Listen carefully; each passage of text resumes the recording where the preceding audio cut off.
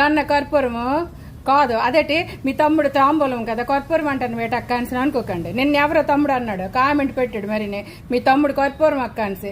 అది కూడా కరకష్ట కదని అనిపించింది నాకు. నిజమే కదండి. కాదండి, అందరూ కాయ కష్టం చేసిన వాళ్ళు అందరూ కరోనా టైంలోనే అందరూ కష్టపడకుండా హ్యాపీగా లైఫ్ ఎంజాయ్ చేస్తే మా తమ్ముడు ఏడ్చేసాడు. కరోనా టైంలోనే మా తమ్ముడు కాయ కష్టం చేసి పైకి వచ్చినాడు కాబట్టి మా తమ్ముడు గ్రేట్ కదా. అందుకే కాదండి, మా తమ్ముడు ఆటగాడు, పాటగాడు, వేటగాడు, నీటిగాడు, పోటుగాడు, అంతర్జాతీయ పిచ్చిలో అన్ని ఆటలాడినాడు. అందుకే మరి మా తమ్ముడికి మరి నేను పెద్దదాన్ని కదండి, కొంచెం నీతులు చెప్తాను. మరి ఆటగాడు ఈ పిచ్చిల మీద కాదు, అంతర్జాతీయ పిచ్చిల మీద కూడా అన్ని ఆటలాడతాడు కదా. కాదు తమ్ముడు, అసలే కరోనా టైంలో పైకి వచ్చినాడు. అదేదో ఆ కరోనా వైరస్ అదేదో వైరస్ అట చూడు, ప్రపంచం అంతా భయభ్రాంతులు చేసి మూలలు కూర్చోబెట్టింది.